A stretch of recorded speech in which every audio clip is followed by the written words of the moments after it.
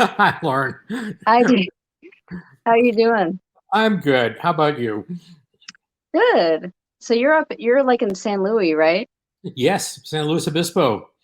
Well, we aren't in it. It's a town west of there called Los Osos, which nobody's heard of, but that's fine. I've heard of it. I've always looked over in that area for property because I've been wanting to move that way for a long time. Well, it seems like everybody and their pet cat's selling a house right now. So, Really? yeah, you may want to jump in. Well, because they're selling them for so high, the market's all messed up. Yeah. So houses that used to be a few hundred thousand are now like 500,000. hmm Yeah. So yeah, I it's a mean, bad time to buy. ours has jumped a lot. And the thing is, we don't plan on moving, so we're here for the long Yeah. haul. That's a perfect place to retire. Perfect. I'm not retired. No, you're still working, but it's a perfect place to, Oh you God, know, I mean spend the rest of your life. the place is chock full of old people. For God's sake, they're all over the place. Really? In In Los Los Angeles, Angeles? yeah, it's the retirement. It's not like Florida, which is more retirees. Where Boca all Raton. retirees in the U.S. go, and I can say that because I have a lot of friends in Florida. Me too. All my relatives, they all retired there Yeah, they were all from Philadelphia or New York, and then they were like now they're all in Florida. yeah, because mine were. I grew up in Pennsylvania in Bethlehem, and Oh. that was everybody's big goal. We're going to work for the Bethlehem Steel and then retire to Florida.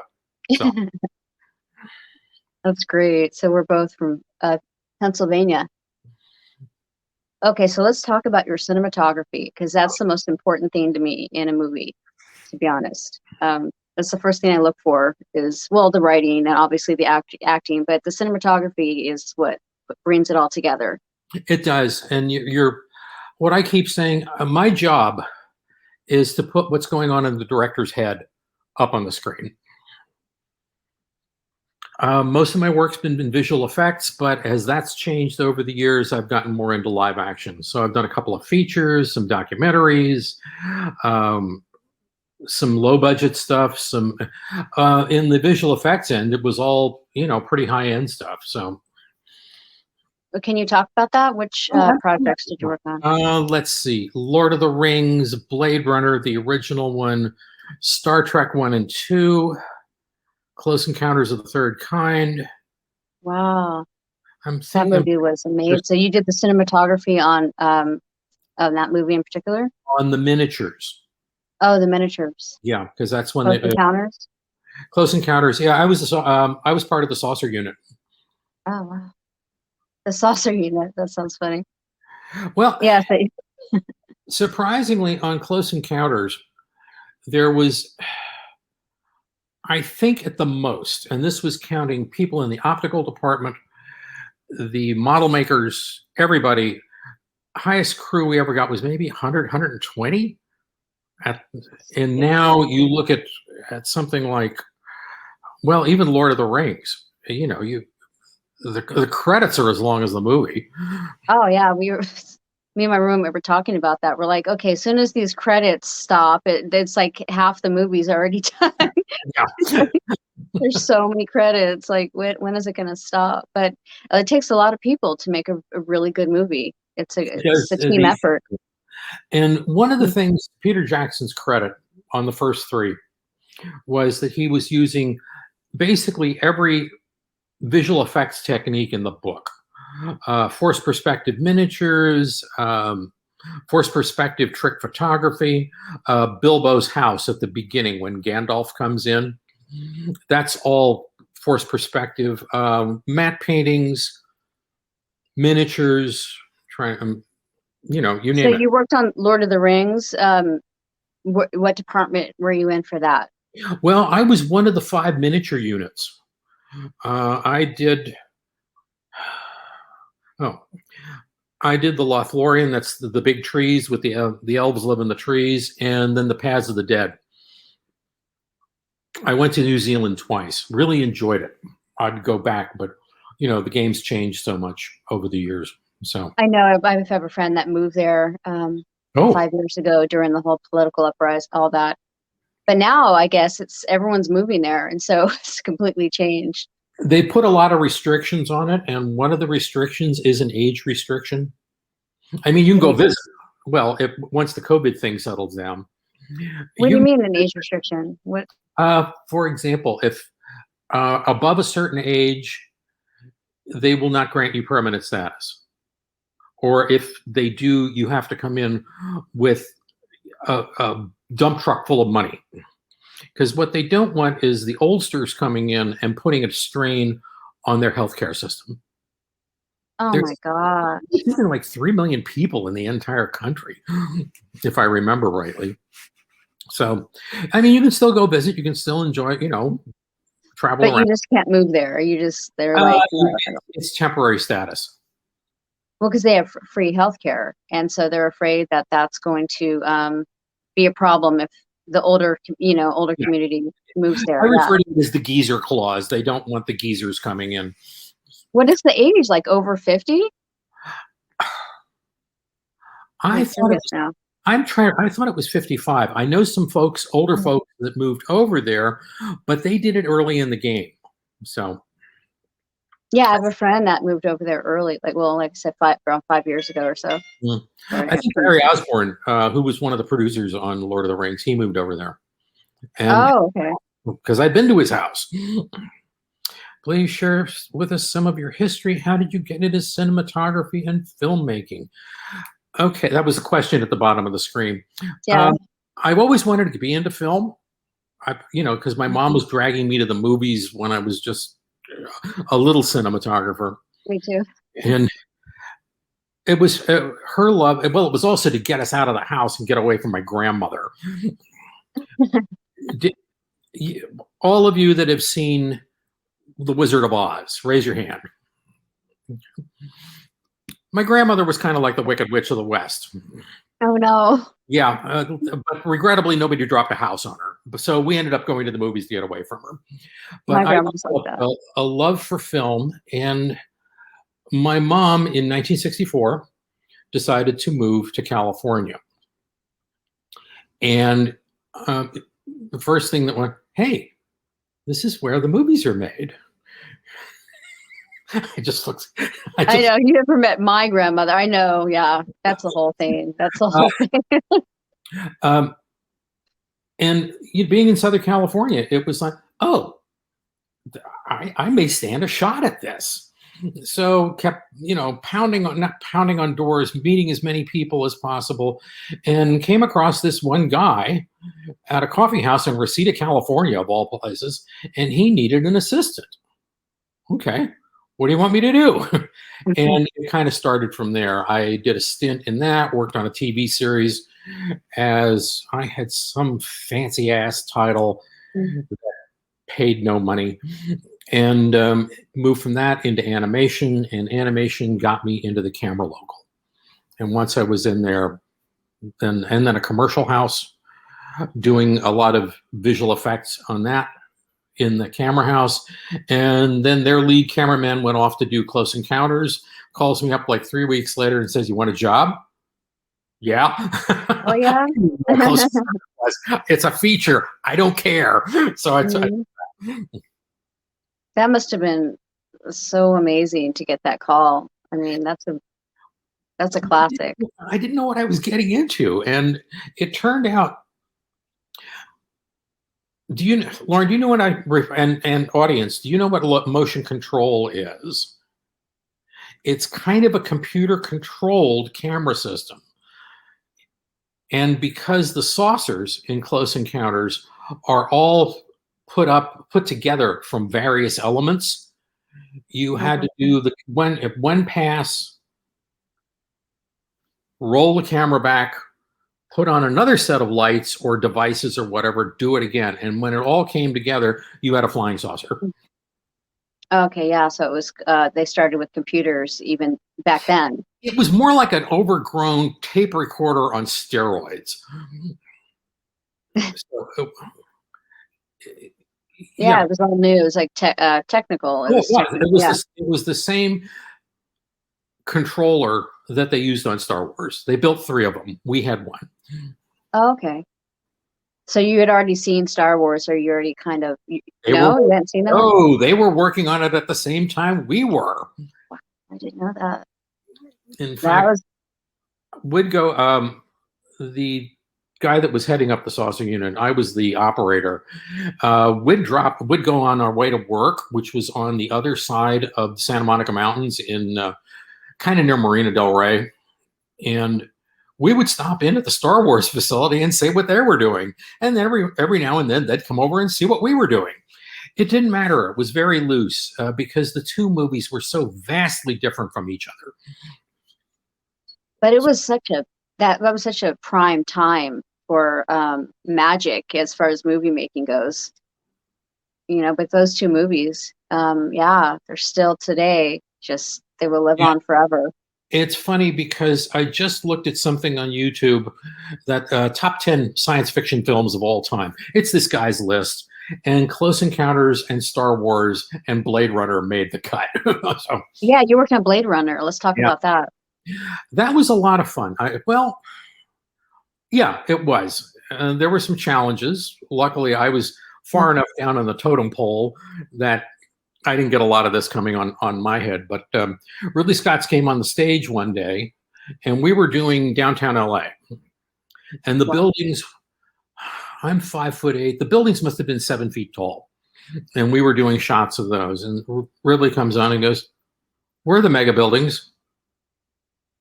Mega buildings? You know, giant question marks form over it.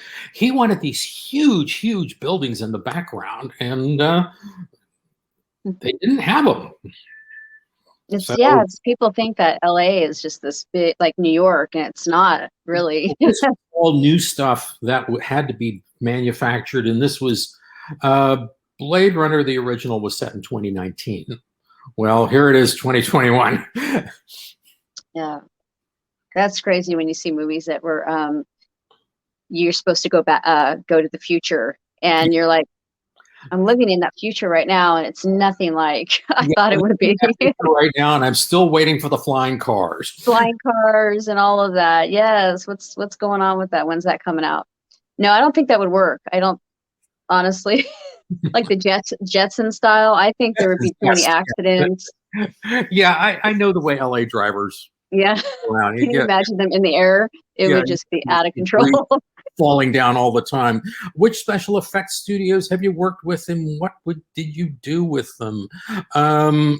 Worked for Robert Abel and Associates. He was one of the leading commercial houses. Cinema Research, ILM. And I went up to the Bay Area 3 times. I worked on Willow and Return of the Jedi. Oh, and Star Trek. I love that movie. Which, Willow or Return of the Jedi? Both of those are great movies. Quick side story. Remember in Willow, you had the French, the brownies that sounded like they should be, you know, working with a Canadian hockey team. You know, the Andes Francescas. Well, yeah, I do. They did some test screenings, and the big complaint was the brownies' French accents. So they backed off on it. They still had French accents, but they didn't sound so Quebecois. That's so funny. Oh, and anything on Jedi, it's not even a spoiler alert, because I was on the night crew, and we kind of had, you know, people would go away, would set up a shot, and because of the motion control aspect, the shot was kind of on autopilot. You just had to check on it every now and then to make sure the camera didn't run over something or a light burned out. So would wander around the building, and there were some concept drawings for the Ewoks, and they were a lot nastier. They had basically they would rip you apart if you came into their planet, but they backed off on that. They tamed them down, yeah. Oh yeah, because you can't sell plush toys that look like you're going to kill you. I know everything's about marketing, so yeah, they couldn't. In that case, very much so, because my understanding is that Lucas missed out on the marketing for the very first movie, and said he was never going to do that again. So he had a very heavy hand in everything else that came along. So Let's see. What other effects houses? 3 foot 6 over in New Zealand. Came back to the States. I'm drawing a blank on. It was Mike Joyce's effects house, and it doesn't mean he's gone under. I'm drawing a blank on the name of the house, but worked there for a while, and then started doing more and more live action. And did you work for the same company more than once, or did you were you freelancing? For example, ILM, 3 turns there. 3 foot 6, because of Lord of the Rings.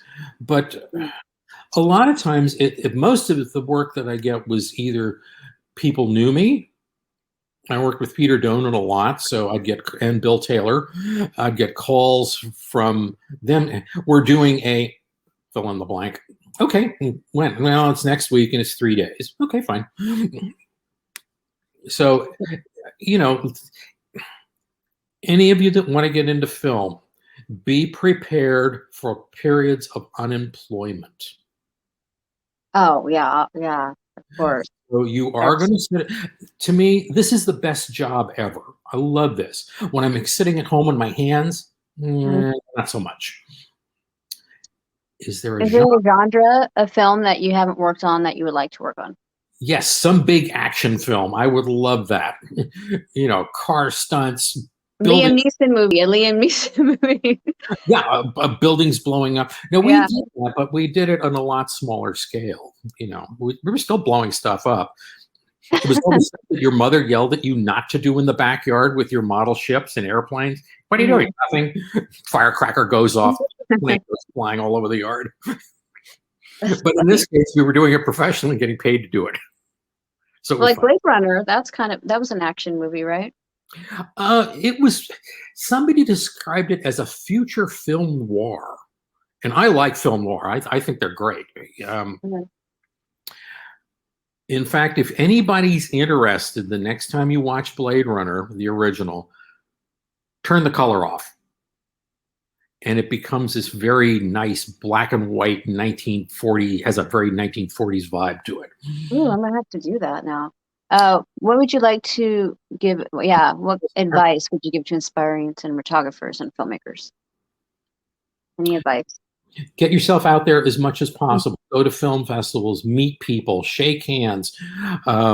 Network, yes. And if a job comes along and it's not, and they aren't paying you $5 a day and giving you a tuna sandwich, now take the tuna sandwich and give me a bag of Doritos. Take the work. Take it. That's what I did. It gets your name out there. It gets you noticed. But also get you comfortable being on set. I did a lot of student films when I was coming up as an actress, which I ran for the hills, so I'm not acting right now. But when I was doing that, I did that. I took those little roles. Back then, I did indie roles that weren't really in yet. So you have to kind of go in there and do what you have to do to get comfortable, but get connections, because you never know. I was in little theater a bajillion years ago, and I did one film part. It was a short, and I did this for a friend of mine because they needed somebody older, and I said, sure, I'll do it. Lauren, I won't do it. I suck. I'm just terrible. If that film would have been noticed by anybody, I would have gotten a golden Razzie. Oh my gosh. Yeah. Sometimes it's just, you're like, thank God nobody ever saw that. Yes. The film's not bad, but just my performance, it's like, Jesus, somebody just call him to the phone and leave him there, get him off camera. I love acting. So my mom was a theater actress, and so I spent a lot of time behind the stage and on the stage. And me and my sister, my mom and my sister definitely were all about theater, so they always dragged me along. So I was had a theater background, when I went to Hollywood. I find that the theater actors, they're just better trained. Yes. Absolutely. We had someone come in and give us voice, dance, accents, music, everything. It was amazing how everyone came together. When I was on Star Trek 2, we were the background play camera, so we were hauling this VistaVision camera around. If anybody know what VistaVision? It's a film process that they had in the 50s. It's a bigger film format. It's like twice the size of regular 35 millimeter film, and they need that because they need a bigger picture area that they can manipulate in post. But anyway, we're standing around and waiting to move this camera onto set, and the camera's about the size of a Fiat, and we get to talking to DeForest Kelley, and apparently he was one of the last group of contract players for Paramount Studios. And we were asking him, so you were a contract player? He said, yeah, basically you were in this stable. And it goes back to what you were saying, Lauren, that when you weren't on a film, you were taking fencing, dancing, singing lessons, accent. Everything. So you were prepared when the studio goes, we need a Kelley, you're in. That I'm so fascinated by that time period and why it ended to begin with. But yeah, they really did thoroughly train you in everything. So I knew every accent and what have you. And also, you're kind of an over actor. You become an over actor because you have to speak to the back of the theater. You have that voice for project to the back, like you're talking to someone from So I remember the first little I did an after school special. Oh, really? Okay. And and I was like the pusher. I was trying to push drugs on this innocent little girl, innocent girl. It's very funny. But I was overacting my ass off in this one scene where we're having a party and we're supposed to be doing beer bongs and all this stuff. I'm like, go, go, go. And they're like, okay, tone it down just a little bit. And I just remember going, oh, okay, we're doing movie. And, we don't need to go that far. Like I had to tone it down a lot when I first started in that business. It's the same with facial expressions because you're in the theater, you're up on the stage, but now the camera is in like this, and you go, throttle it back, dude. Yeah, like wind it in. Yeah, and I remember I had my first close up, and I was like doing these like facial expressions because I was trying to push. You know how there's like nothing here, and then you're trying to. You have to pretend that there's someone there, because they're going to put that in later. So I was like, here, do you want some? And they're like, okay, calm down. We're doing a close up right now. I remember that was such a learning experience, just doing my first little after school special. That was huge for me because I'm surprised they didn't have the other actor standing off camera so you could have. Did they have that? So you had somebody really? There's no one there. Yeah, I don't know why. It was just I had to talk and I didn't know what eye view to get. To me, it's all about the eye contact and what have you. So I was like, where do I look exactly? Where would she be? Can you have her come stand here? Yeah, it was weird. So I guess they a lot of times they do that just to give the actor that's on camera something, and hopefully that's the same actor that's in this to react to, and you have the eye line set up. I worked on one music video. It was a young kid. He was I don't think he had done anything. And there were 3 kids. 2 of the kids are looking that way. He's looking this way. And it's like, I'm going to stop and tell Bradley to tell Bradley or whatever. And then the AD, the assistant director, get in there and tell him, and then you'd go back and do another take. Same thing, nice guy, dumb as a bag of hammers. I did a lot of music videos too, and it was the same kind of thing where you have to look at something that's not there or stand in this. Yeah, it's very strange how they put things together in the end. The editing is it's all about the editing after the fact. It is all about the editing. I like doing music videos, and incidentally, if I may put in a shameless plug for the San Luis Obispo Film Festival, I'm on the board, and this is the second year we have a music video category. So any of you folks out there, please feel free to submit. Go on Film Freeway, and it's the San Luis Obispo International Film Festival. I've been wanting to go to that. I see that advertised, and I'm like, that would be so much fun to go to that. They're going to run it again this year, but it's going to be mixed. Some of it's going to be virtual. They're going to have some live. They really want to get back to the live venue, and sitting in a theater with an audience in the Do dark. they have a writing category? No, they don't. It's Oh. music videos, two other film categories, but they do not have a writing. So sorry. I know. I'm a screenwriter, so that's always like a big deal for me to try to get into to have that category where they have those little contests. Like at Sundance, they have a writing category. Yes. And if you get to a certain, I think it's the top two, or maybe it's just the top one, but you get a ticket to Sundance, and then you're able to kind of go to these workshops and what have you. Well, I think with Slow Film Festival, if you get in, I don't remember, but basically you get the pass. You get to go obviously to your film and some others, all rides and attractions, yada yada yada. So yeah, if any of you are interested, yeah, please submit. Like a short film? Short film, features, documentaries, music videos, documentary shorts. It's kind of, it's pretty broad spectrum. Okay, so we'll have to put, have you done a documentary? I thought I heard that you said that you did. I did do a documentary. I've done 2 as additional camera, just because I knew the people that were doing them, and said, we got to go to the yada yada yada, and would like you to come along and run camera. One was done. You can still get it. It's called Banking on Heaven, and that sounds like something I'd want to watch. Let me look it up. The Fundamentalist Latter-day Saints. They're a splinter group from the Mormon Church, and Banking on Heaven, 2005. Banking on Heaven, yeah. The documentary. He investigates the Fundamentalist Latter-day Saints treatment of female members. Which, yeah. Yeah, that sounds like something I'd want to watch. We interviewed this one woman in particular, and they are not treated well. I don't know what the story is now. I don't even know if this woman is still alive, because the circumstances she was living under were not good. Well, if they're hardcore Mormons, then they're expected to be just like sister wives and then have a bunch of babies. And so that's what they do. They just have babies, raise the babies. They're not really permitted to have their own voice and their own life.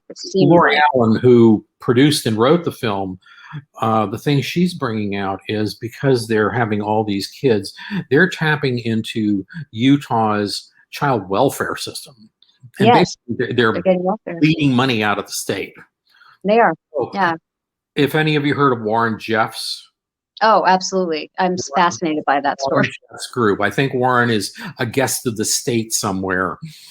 Moving there. I'm sorry. But all of his wives and kids are living off the state, the money from the state. So I don't know. They never asked me. But they also sell magazines. I think he was selling magazines from door to door. I can't remember if that's true or not. But I think magazines now, but it's from cell to cell. Cell to cell, yeah.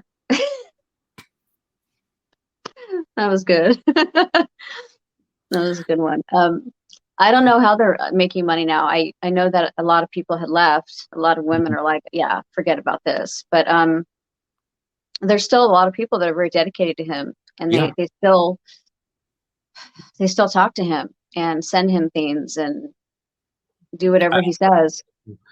I don't get it, but isn't like he have his brother killed? It's a whole big deal. No, that you're thinking of Herbal LeBaron. LeBaron was also a splinter group.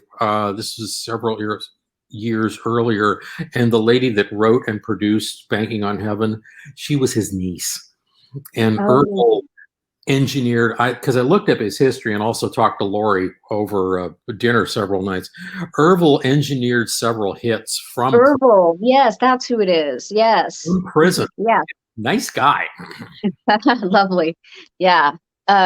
I think he did. He orchestrated a few hits, and then his people ran off to Mexico, wasn't it? And they were hiding out in Mexico for a while. And the reason Lori was hooked up with him when she was younger, she could speak Spanish, so he dragged her along. Oh Lord, has she done anything else? Because I would love to see it. Lori Allen. I don't know. I know she was talking about doing one on what they refer to as the Lost Boys, and this is not the Lost Boys from Peter Pan. Okay, she did Prophet's Prey and Outlaw Prophet. I don't know if she did that or not. I'm gonna look her up. I'd love to talk to her. If you know her, let me know.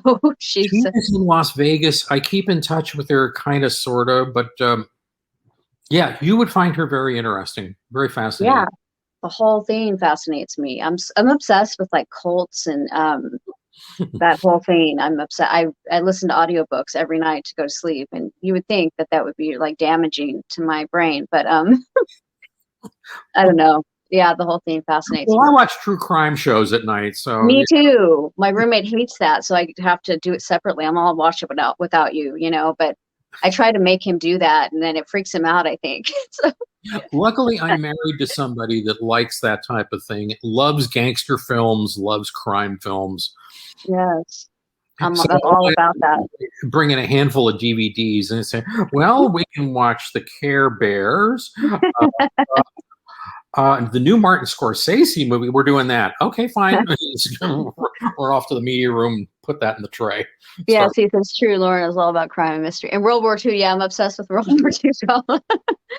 But not only that, just mysteries, World War II mysteries, anything about like the Nazis, Hitler, spies, yeah, I'm all about that. That's funny. Spy films, good spy films.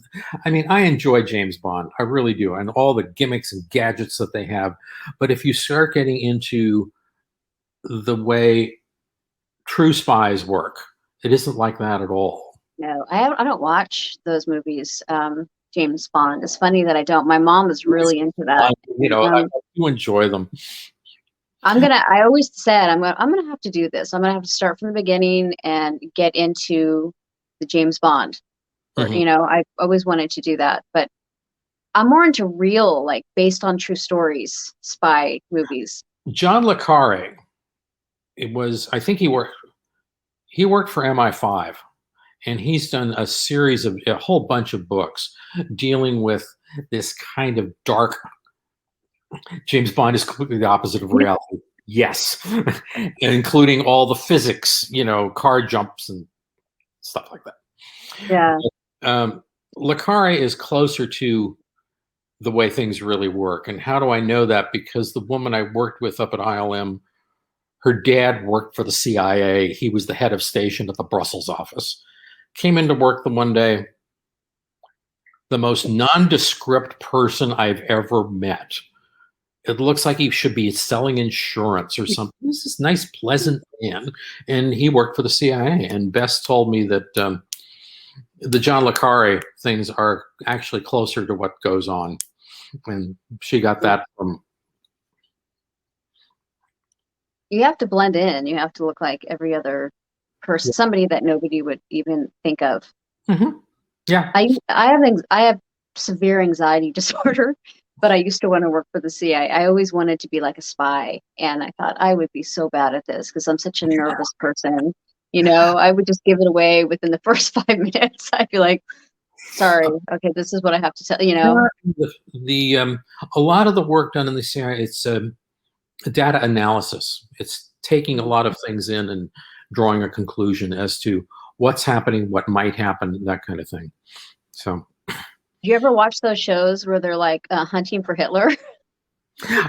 when we had cable, I do that a lot. Sorry, another guilty pleasure.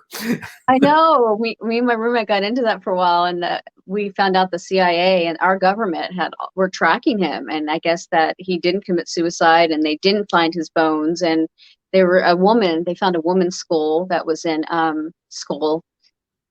Russia, and I was like, oh my gosh! So the CIA kept all of this from everyone, and they never really got to the bottom of it.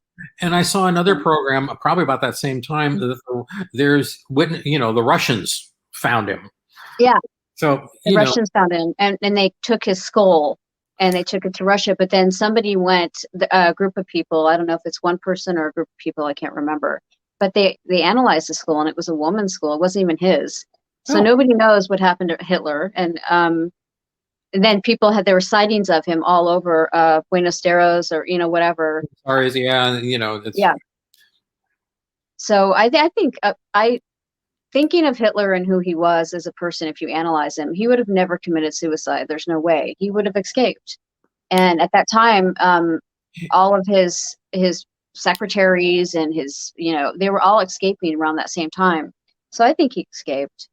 There's no way he didn't. If the thing is that the Russians they were really putting a noose around Berlin at the time. So whether he had an escape route that he could use, good one if you haven't seen it.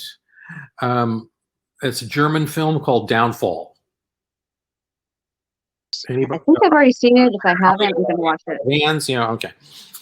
Downfall. I'm going to look it up. Nominated for Best Foreign Film by the Academy several years ago. Oh, I think I was trying to watch this. It had subtitles.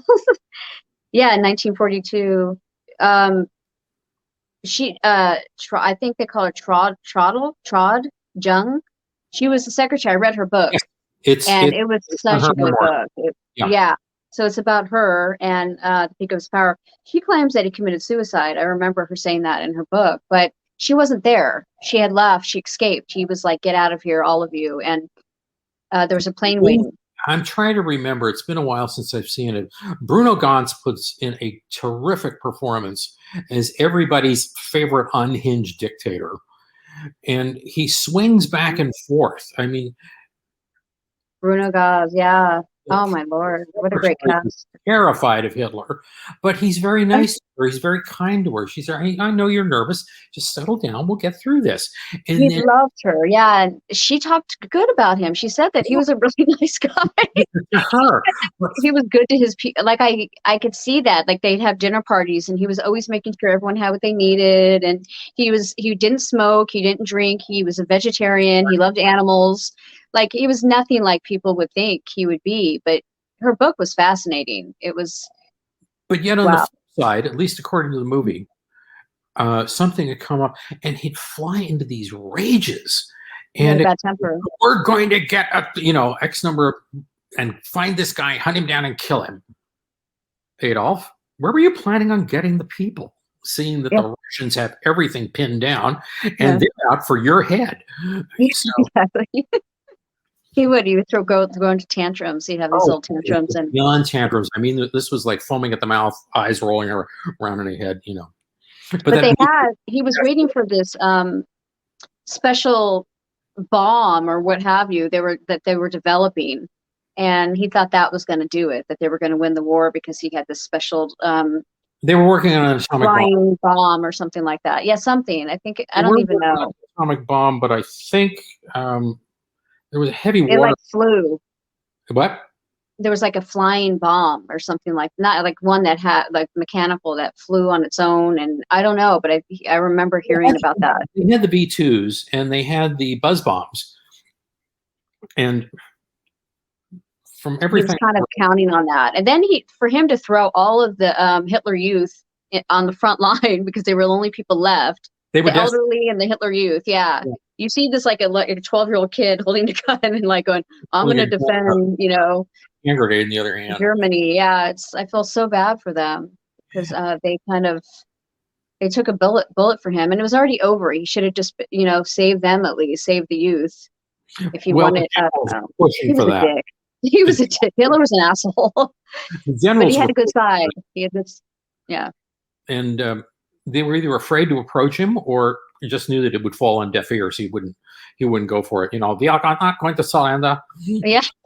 The problem was that if anyone tried to leave, then he would have them killed. He would call them deserters, So it was kind of catch-22. You were damned if you did, you're damned if you don't.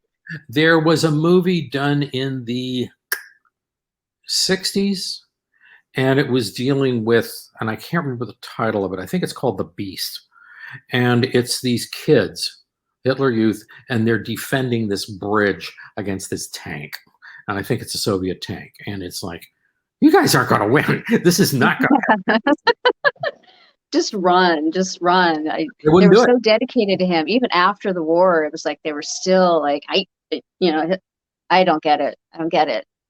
That's why I'm so fascinated by it, because I don't understand it. I don't get it. And I still, no matter how many books I read or movies I watch, I'm still kind of like, what the hell, There's, I think Khrushchev coined the phrase referring to Stalin. It's the cult of personality. and you build up this cult, and it's we will do anything for dear leader. How Netflix is running, it's a 5-parter, I think, and it's called How to Become a Tyrant or something like that. And they run through Hitler, Stalin, How to Become a Tyrant. Now I have to look that up. Chairman Mao. I'm trying to Idi Amin, everybody's favorite mass murderer. Actually, I think my roommate was asking me to watch that, and I'm like, no, I'm good. Because I thought it was just about, I don't know. I thought it was about something different. No, it's worth it. And Peter Dinklage is the narrator. Okay, we're gonna have to watch that now. How to Become a Tyrant, 2021. It's new. Yeah, very new. That's on my list now. Do you ever think about doing movies like that? Maybe being a cinematographer for well, the thing with Tyrant, they're using mostly archival footage. And I love that. And a lot of animation. So that. But have you ever thought about doing a movie, being a cinematographer for a movie, a World War II movie? Like, I'd love to do something like that. Yeah, yeah. Like Schindler's List, that was the cinematography was so good on that, but it was so really, the thing is, I'm a sucker for black and white. I love black and white. So good. Yeah, I couldn't imagine it filmed any other way. It wouldn't be. Yeah, me too. I always watch those black Hitler in color sometimes, or World War II in color. Mm-hmm. It's the same with could you see Raging Bull in color? No. Nope. How to Become a Tyrant. Yeah, here it is right here. Yep, that's the one. Yep. And Downfall is subtitled, and I have really bad eyes. I need to go to get some new glasses. But yeah, I hate reading subtitles. I feel like it's work. Like, oh great, I have to work now. And I already read her book, so I'm like, all right, I probably won't watch that until I get my new glasses. You may have an English dubbed version. I don't know. But do they?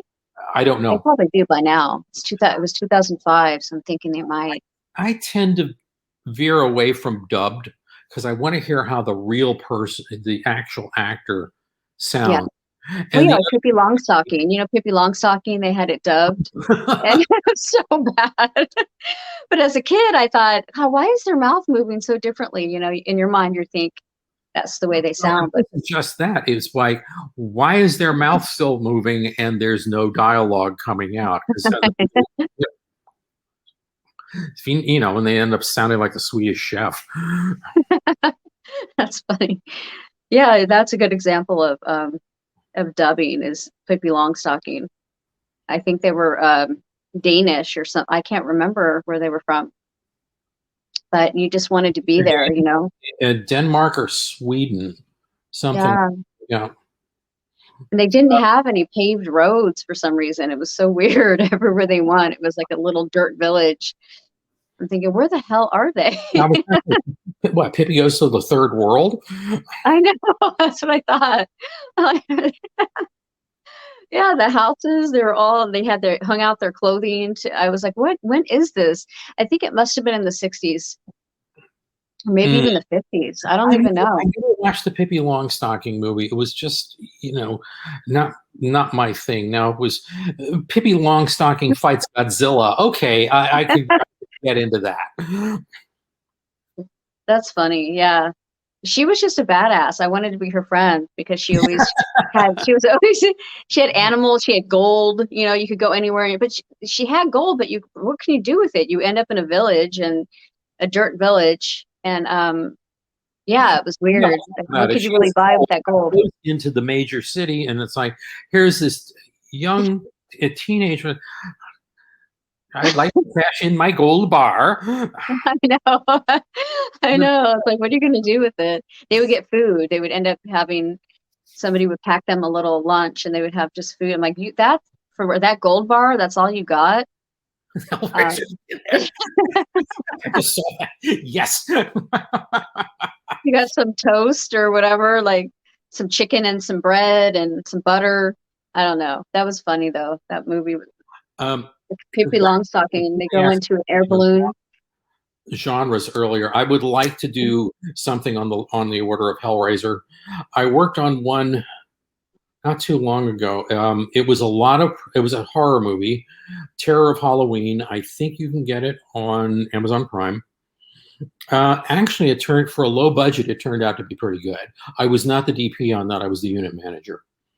But What about Flytrap or what have you? Flytrap. Yes. Okay. Everybody out there that wants to do a low budget film, it's doable. We did Flytrap, I think, for under $50,000. Wow. Well, I don't even have 50,000, so I would have to get, because there's movies that I want to do that I'm like, I can't afford to do that. Everybody got paid. It's the most challenging film or film shot for you. I still want to know about Flytrap, but I'll answer. Let me answer Flytrap. You can do that. You can do a low budget film. You can do something for 50 grand. Limited cast, limited locations. For all the background stuff, was the director and I driving around in my car for a couple of days and just picking up these shots. So it's doable. The thing to have is good actors and a good script.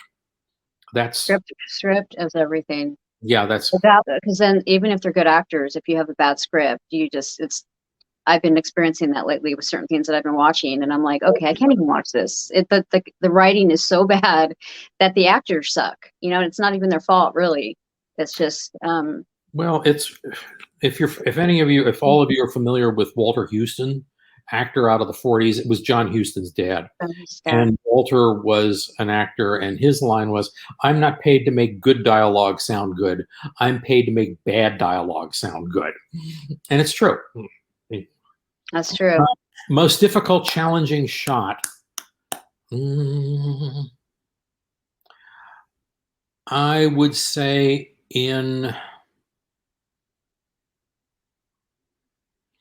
it was a Vertical Limit, the first one. There's a shot where the guy goes over the cliff. He's caught up in an avalanche, and it was getting the timing because we were trying to match what he was doing in the live action world against our miniature. All the mountains in that are either paintings or miniatures. They did shoot some in South Island. I don't know if any of you saw Vertical Limit. It's not bad. It's not bad. It's kind of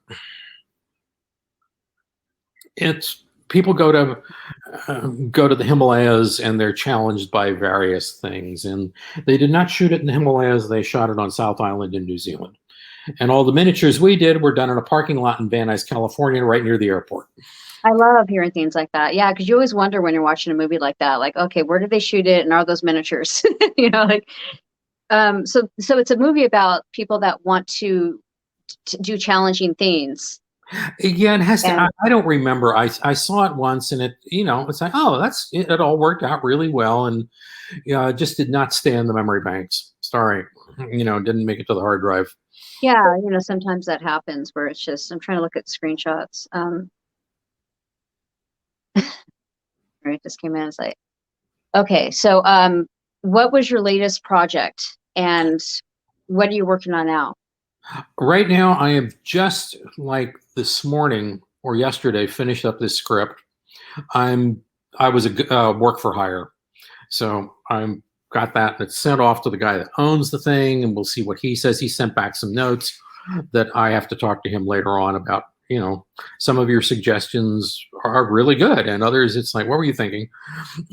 He's not going to see this thing. Oh, maybe he is. Anyway, Glenn, all your suggestions were excellent, and I will act on them right away. See, I'm just starting off focusing on filmmaking on my channel and actors and all of that. Before, it was just kind of like, I didn't know where I was headed mentally. But because I've been in this business for so long, and because I love it so much, and I know so many people, so now I'm more focused on that. And so I want to talk to filmmakers. And so your partner, is that the partner you're talking about? Glenn? Are you talking about Glenn? Glenn, yes. Yeah. Yes. Okay. He'll probably watch this then. So yeah, Glenn's like, oh, interview my friend. I'm like, oh, absolutely. And after looking you up, I'm like, oh, hell yeah. And then Sean looked you up as well. My filmmaker friend, Sean. And Sean, what's Sean's last name? So it's not Williams, yeah, is it? Pardon? It's not Williams, is it? No. Okay. So, Because they just finished something for Sean Williams, who he and I worked together for years and years, and he was the latest as far as the deep cinematographer goes, was a thing called Love Lockdown. I can't remember the name of it. I'm terrible on titles today. Don't ask me why. But it was people, because of the COVID lockdown, and this one character is given, I'm not kidding, he has to do something, and there's a time limit that he has to accomplish this. And everything is done via a Zoom call.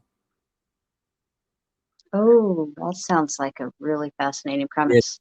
Extremely challenging. Thank God I don't have to put it together. But so we would get these Zoom calls, and my job was to go and, Just give me an idea. Okay, go on. where this person's going to be.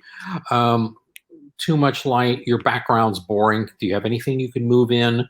So you have these people going around their parents' house in some cases, Mom, I'm just going to borrow this plant for an hour, and taking it. That sounds really good because it's low budget. I mean, extremely low budget. That's what I'm always looking for when I'm thinking of things that, okay, I have to do my first short film, and we have to do it on one location. Or when I try to pimp my scripts out, I'm like, okay, first off, there's like 3 locations. That's it. Or there's 1 location. That's a really good selling point. No, that is. It's key for the early stuff, keeping it very simple. Simple. My dad, that's the phrase he used in life, was keep it simple.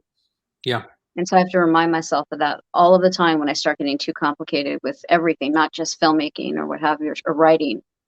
But if you're doing it as something simple and with a limited cast, then it falls back on the writer and the director to make it interesting, to keep that audience engaged. For, I think Flytrap was 80 minutes, something like that. So remember Sex, Lies, and Videotape, and what a breakthrough that was, because it was such a simple premise. I have never seen that, and I'm a big Steven Soderbergh fan. I love Soderbergh. I love him too. You have to watch that movie because it's so low budget and so indie. It was so ahead of its time, but it really is kind of that simple. There was I'm trying to think of how many locations there was. I think there was 3 at the most. Wow. Oh, 4, because they were at this restaurant one time. So yeah, very simple. It was amazing. The acting was really great. The same with the Wachowskis' first film, Bound. It's 2 women, a guy, and it's in an apartment, and it's like 3 rooms, but it's really engaging. I mean, it had me hooked. Yeah. End of the movie, they go outside. That's it. That's it. There you go. Yeah, there's so many movies like that. That my friend Sean, he basically does movies for Netflix, and he's really good at it. And so he has like 5 or 6 movies on Netflix. California, really, he's really good at doing what the people want to see, very commercial. And Lady Driver is about race car driving.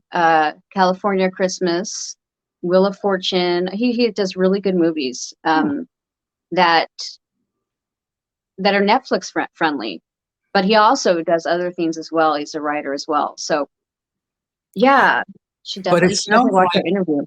It sounds like he's figured out what is popular, what's going to sell, and what's going to attract an audience. Because that's something I'm not good at. I'm not good at it, but I'm trying. I'm working on that. Well, the thing that I found out, because I try to read as many screenwriter newsletters, listen to lectures, seminars, things like that. What is trending right now, if you start writing a script about COVID, by the time you get it done, there will have been 50 COVID scripts, and everybody's going to be sick of them. Yeah. So it's kind of anticipating what's going to be the next popular topic. Apparently, zombies in horror films, that has not gone away. No, I was talking to my roommate about that. I was thinking of writing a Liam Neeson movie because I'm thinking he does the same kind of movies all of the time, but you just need to twist it around a little bit and, make it his aunt that's kidnapped this time, or, whatever. Just go through the whole family and kidnap a family member. Like, it's pretty big, it's like a formula. He has a set formula that he goes by, and he just jumps in there and he just does it. So I'm thinking, okay, we have to write. Well, take a look at the Transformers franchise. Yeah.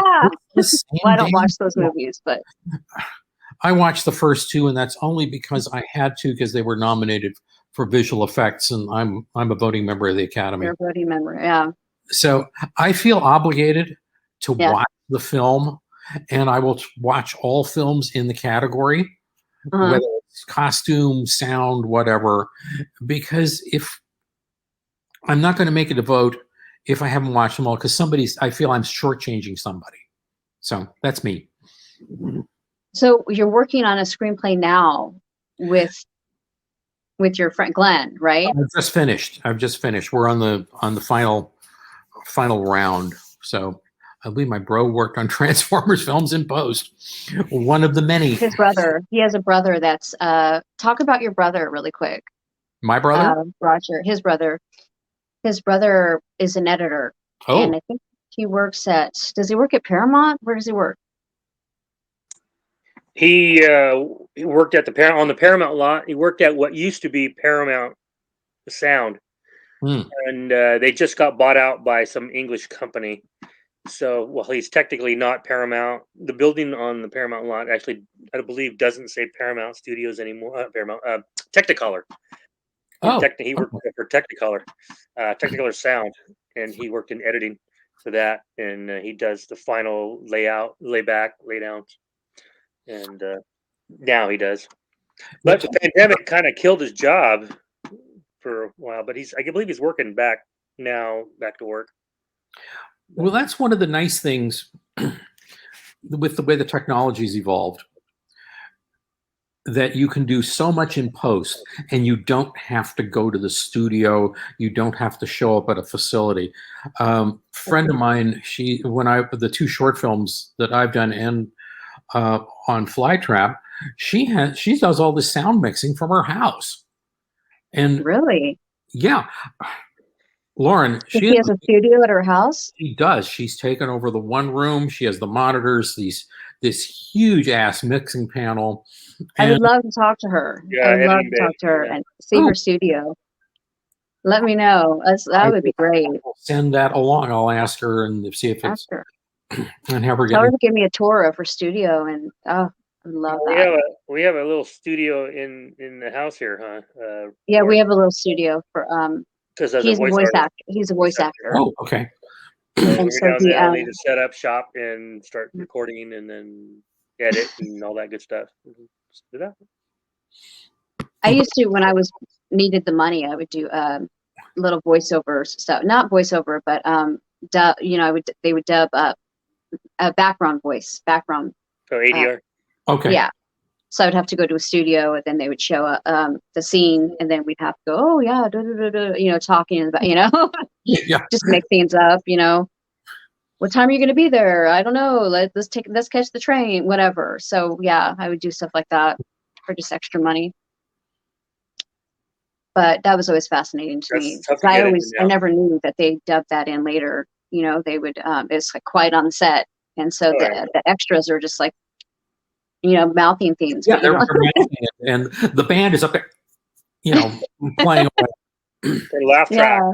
They added those in too. When even if they're shot in front of a live studio audience, they don't always get the laughter that they were hoping for. They'll still put the laugh track in. God. I remember my brother telling me he worked on Roseanne, the original Roseanne, and how they had finished an episode and they broadcasted it on ABC, and something wasn't right about it. Something just didn't seem right. Whoever edited it forgot to add the laugh track. Oh no. And that was the last time that episode ever got shown. They had to send it back to editing to have it added, and that I believe that editor got fired or Well, that's something like kind of that. a major thing, considering. Yeah, Huge. it's not something you forget on a Yeah, you would get sitcom. fired for that. Especially Roseanne. I think she fired a lot of people, but she was a perfectionist, and that show was great back in the day. Oh, speaking of forgetting things, quick anecdote. I was working on, it was a low budget film about this woman getting busted for moving prescription drugs into the US. Not illicit, they were just prescription drugs. She got busted. And she gets sent to a Mexican prison. Oh no. And get off the bus, and it's she and like 10 other women, and they're all in the Handcuffs. on the wrist Shackles. and on the around the waist. So they do a couple of takes of that. I don't think they had leg shackles on them, but it was just the wrists and the waist shackle. And I say, okay, let's get him out of here. Let's get him out. Give him a break. They can't find the key. Whoops. Oh no. So it's like, what do we do? I said, okay, first, let's see if there's any locksmith in the area that can deal with. Secondly, let's see if there's any LAPD or sheriff's department, because it's basically the same key. Everybody has the same key. They have to. And we're starting on that. And don't ask me how the makeup artist comes up and goes, I have a handcuff key. Really? Like, okay, I don't want to know about how you got it, but okay, thank you. Your kit? Yeah, it's right here. I can get him out of it. All right. Now, yeah. What were you doing at home, lady? But yeah, that's funny. But as an actress, I would be flipping out. I'd be like, oh my God, get me out of this. And you started having some of the actresses flipping out because, I'm trying to. Yeah, that's like, yeah, you're like, oh. Handcuffs. I'm proud to say to Chris, now that I said that, I'll probably get busted and for some reason hauled away. The makeup artist, she's like, yeah, I think I have some. So that's funny. That's a great story. As an actress, I'd be like, oh God, get me the fuck, yeah. Doesn't Get me she the know hell out you're of not here. supposed to mix business and pleasure? What's funny is she has the keys, but she probably didn't have the cuffs. Her husband was probably at home tied to the bed. Yeah. The Stephen King story where Gerald's Game. Are you familiar What was that called? Gerald's Game. They did a movie out of it. It's a Steven Spielberg story? No, Stephen King. Oh, okay. Stephen King. Okay, that makes more sense. Stephen King. I haven't seen it. I'm really intrigued. Woman, and I don't know if it's her boyfriend or her husband or her fiance, don't know, doesn't matter to the story, but they go off for a weekend kinky retreat in the secluded cabin. He handcuffs her to the bed and then has a heart attack and dies. Oh no. Is that a cat in the back? What's going on in the back? No, that's my wife. Oh, hey. There is a Okay. cat. It's a couple. It's with Carla.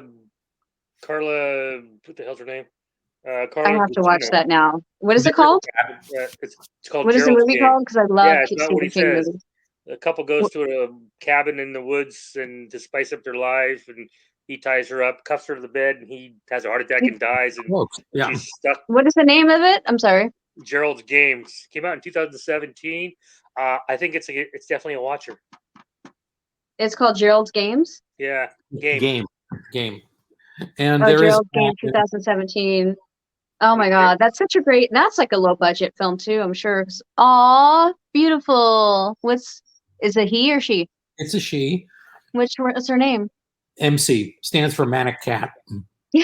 That's our Sammy. He's a man. He's a manic depressive, more like, I don't know if they still use that term, or bipolar.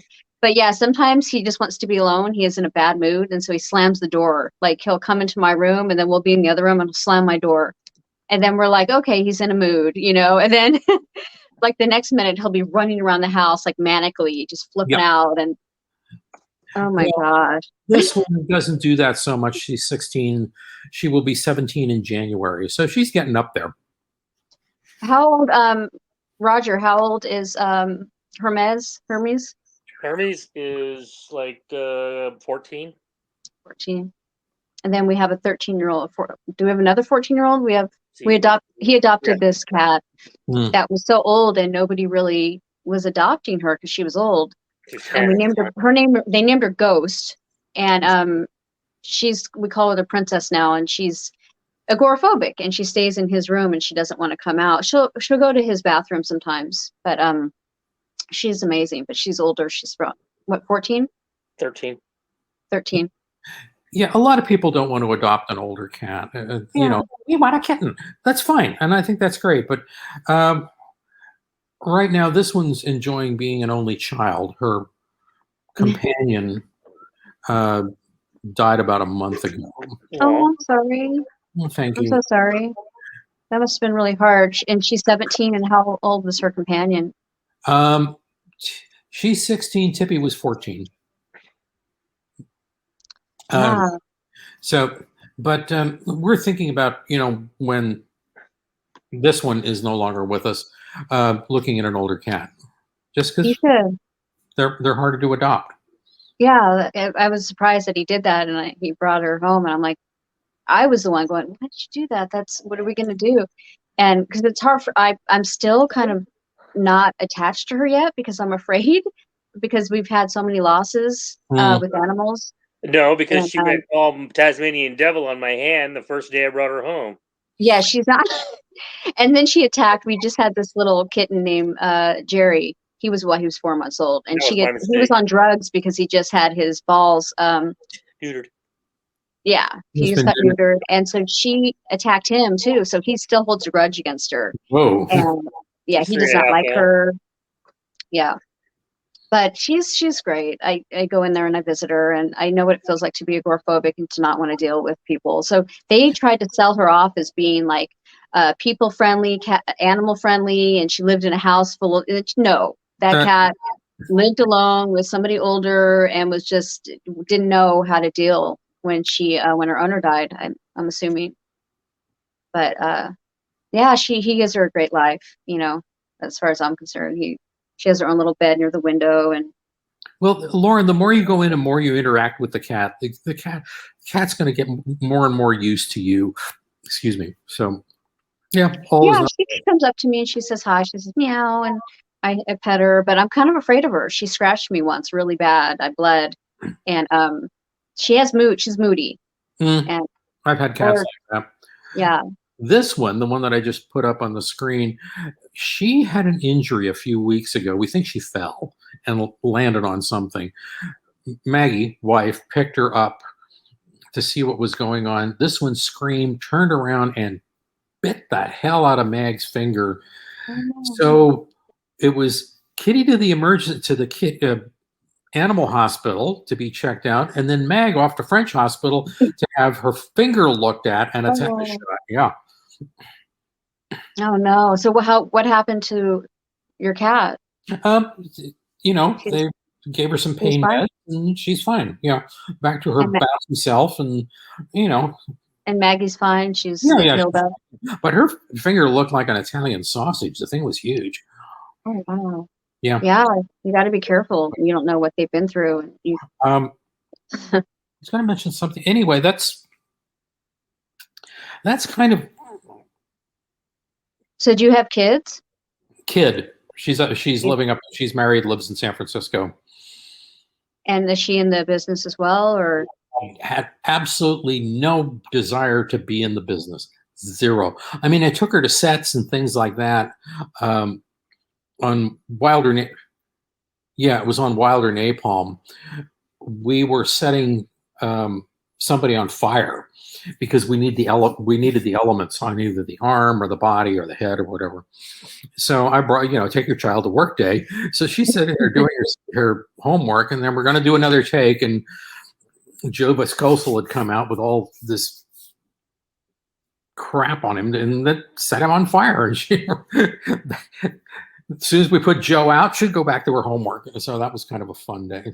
And then I think that was what turned her off. She's like, all right, forget this. No, she didn't like the hours because she knew what goofy hours I was keeping. Oh my gosh. Yeah, You're such out of long the way. hours.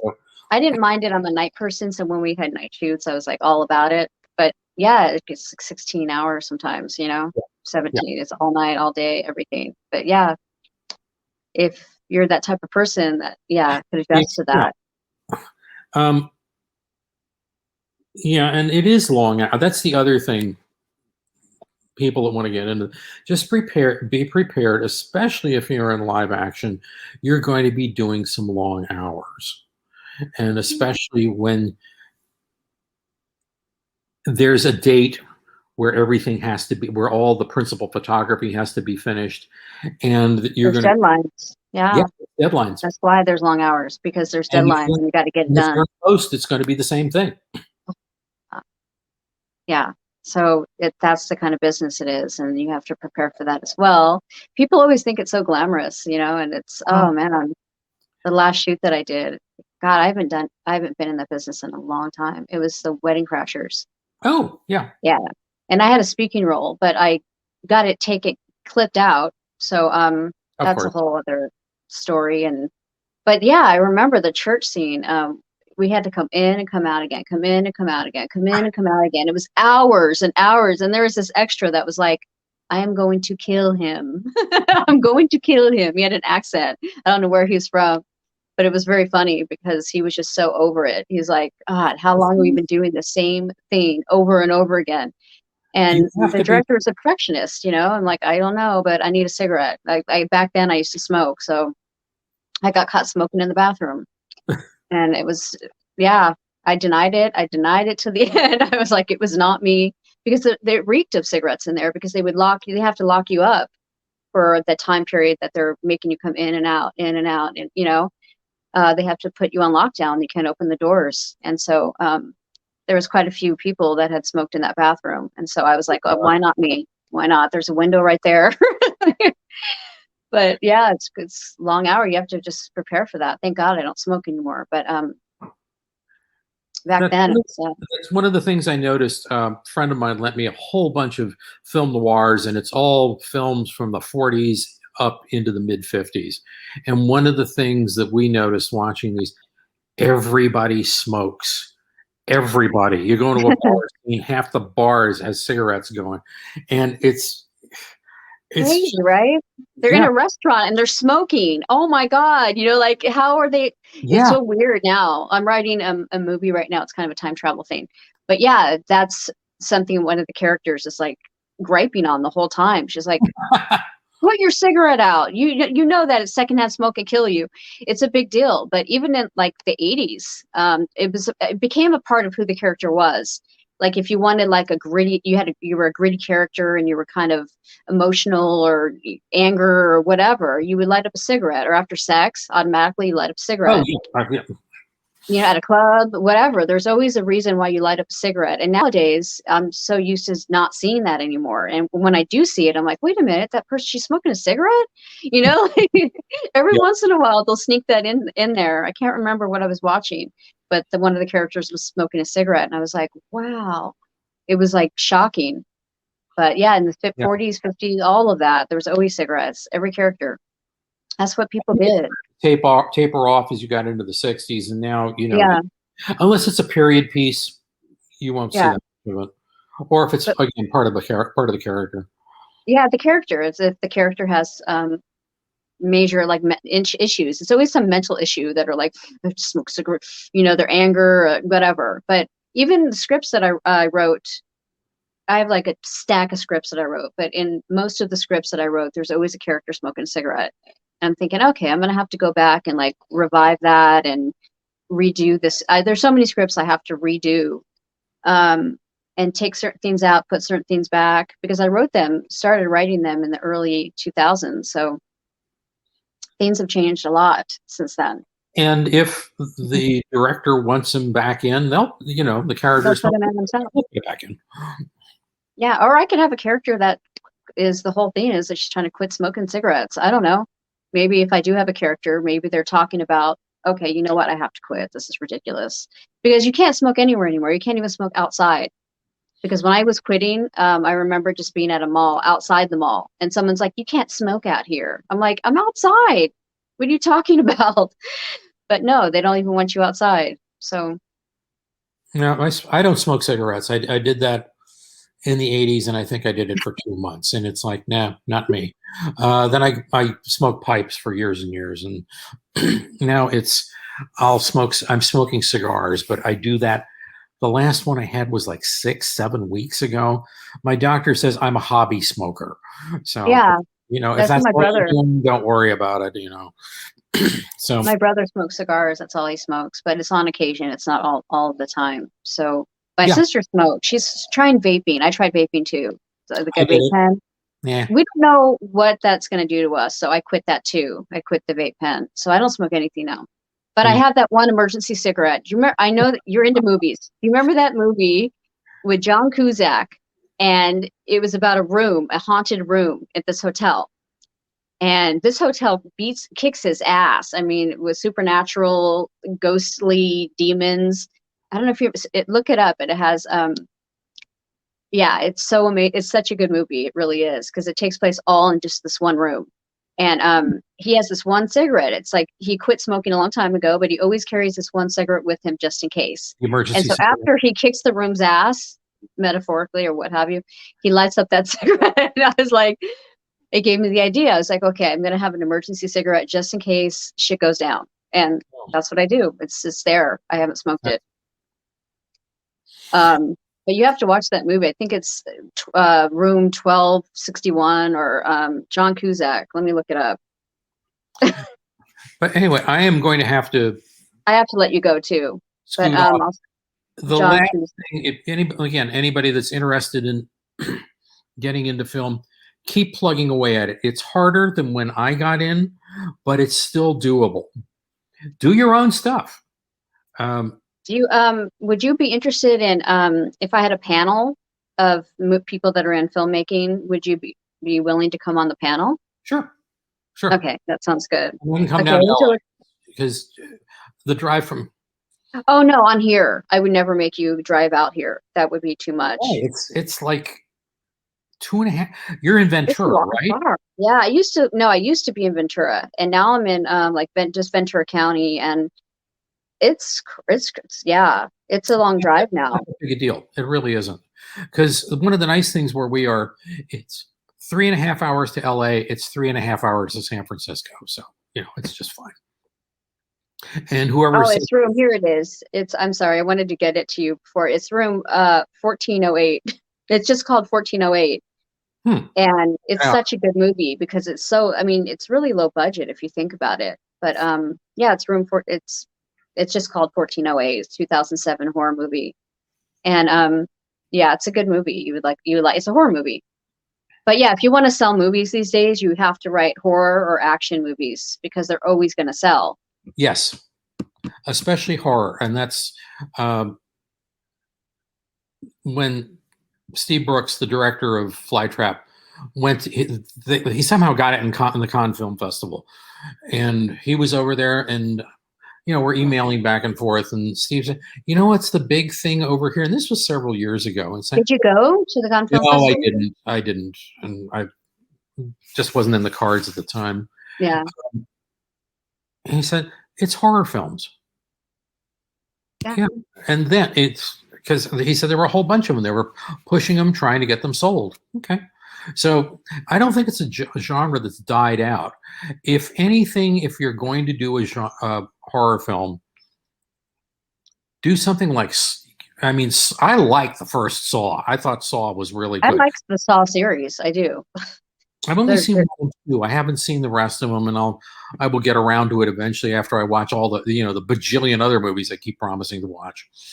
Okay. But for people out there, keep plugging away, make contacts, do your own films. Yes, you can do them on an iPhone. Is it the most ideal method? Not necessarily. And don't hold it vertically. That drives me fucking crazy.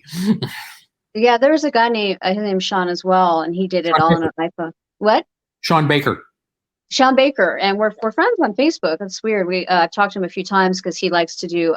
He's really good at indie movies and pushing the limits on things. He does things that nobody else will do. He does He's a lot amazing. of fringy characters, which I kind of like. Yes. But he did one.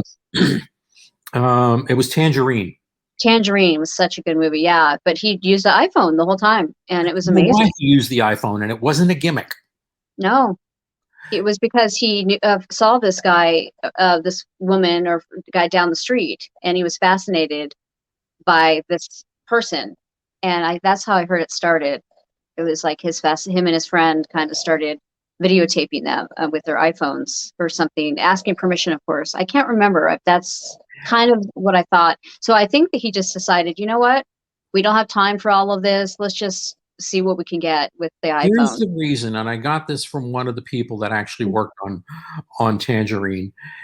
They were filming on Santa Monica Boulevard. I think for those of you that aren't familiar with that section of Hollywood, it's a very busy section. It's between these two major streets. Mm-hmm. And they knew, Baker and the production company knew, if they got out there with a film camera, they are going to have either the sheriff's department or the LAPD all over their butt. They didn't have permits. But with an iPhone, it's just somebody filming two bickering drag queens, and that was it. They could slip under the wire on that and get away with it, which is what they did. Oh, wow. I didn't know that was the reason, but I know that it turned out really well. And on the flip side, Soderbergh did one with an iPhone because he could. So, which movie did he do with an iPhone? I don't remember, but I haven't seen it. He has the name. He can do it. He can get away with it. He could get away with it. I don't like. I'm not a big fan of iPhone, so I'm not either. I could do it with the Samsung. Yeah, right. I'm not an Apple person. I'm just not, and I just don't think the camera's that great. Maybe it is if you spend the money. If you spent a few $1,000s on the best iPhone, but the iPhones that I've had have been just well. My understanding is that Baker, they did do some modifications to the iPhone they were using, but. Is it the best? No, you're limited. So you're going to have to use your creativity. You're going to have a good eye as to how to get what you want onto that iPhone. It can be done. I'm not saying don't do it. A student asked me, this was several years ago, well, so what kind of camera should we get? And my answer, and I wasn't being glib for once, and it was the best you can afford. Yeah. If all you can afford is, some prosumer thing, work with that. Yeah. If you get an Arri Alexa, go for it. So yeah, you got to go with what you have and do the best you can with what you have. And I used to have like a Canon. I can't remember the name of it, but it was like for film, but it was for those tight shots. Mm-hmm. And I spent like my fiance at the time bought it for me because I wanted to do documentaries on the homeless in Venice Beach. It was like $3,000 or more for this camera. And I didn't think it was any better than the camera that my phone really at the time. I was like, God, I have to drag this around Venice Beach. And like you said, permits, all of that. Yeah. That's why we ended up doing two of the two shorts that I directed. Get a Leica. I know my dad's favorite camera was a Leica. And it's a big, long story, but God, those are expensive. Those are very expensive. The two shorts that I wrote and directed, we were going to do them down in LA. The permits, because it isn't just the one. There's some, because we were doing it in a park and stuff started adding up. So we ended up doing them up here, and we shot 2 nights in Morro Bay for less money than we would be shooting in Los Angeles. Well, Morro Bay is like my favorite place in the whole entire world. It really is. I didn't know that it was cheaper to shoot there, but LA, that's very expensive. That's why nobody shoots there anymore. The thing with Morro Bay, they were super cooperative. They were super nice. And we played ball with them. In fact, Maggie, wife, was, she laid out, they did a little sketch of the street, where we were going to be shooting, what we were going to be doing, handed it to City Hall, the lady that was handling the permits at City Hall, and handed it to Morro Bay Police Department. So everybody knew exactly what was going on. Never had an issue. The biggest issue we had, there are 2 bars down the street, and it was a night scene. The one was toward closing time, and we're setting up for a shot, and this guy comes staggering out of the bar. What are you doing? Making a movie. Can I be in it? No. Oh, come on. No. What do you? You know, I think the makeup lady went home, kind of escorted him somewhere else, but that was the biggest problem we had. That's so funny. You should just put him in there and label him the drunk guy, and just so you could get him out of your way. That's so funny. The guy trapped in a phone booth. It was called. That was the movie, the short. No, it was not called A Guy Trapped in a Phone Booth. It was That's a great idea, though. Ringer. It's called Ringer. Do they even still have a phone booth? I mean, I love it. They're getting less. Although there is, you can rent them. You could rent a phone booth? What's a phone booth? That thing that Superman used to duck into that he doesn't duck into anymore.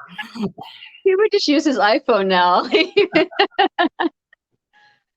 my God, that's funny. Okay, so we're going to wind down now. And God, it's been very interesting talking to you. Thank you for having me on the show. I know, it's so much fun. Thank you for sharing your time with us. Yes. Thanks. Okay. Tell your wife I said hi. Keep seeing her. I feel like I know her because I've seen her walking back and forth. And, you know, there's the cat. And your kitty. All right. It's really nice talking to you, and keep in touch. And I definitely want to talk to your friends. That would be amazing. Okay. You want to talk to the sound mixer and the cult, the niece of the cult leader. Oh yes, Lori Allen. Lori. Getting contact with her. Last I know, she was living in Las Vegas. So I don't know where she is these days. Hopefully still in Las Vegas. Are you on Facebook? I don't think, yeah. You're on Facebook now? I am on Facebook. The other 2 people are on Facebook too. Okay, so we'll all connect somehow. I'll get you their information. Okay. Perfect. Okay. Thank you, Lauren. Have a great day, sweetie. All right. Too. Thanks again. Bye. Bye.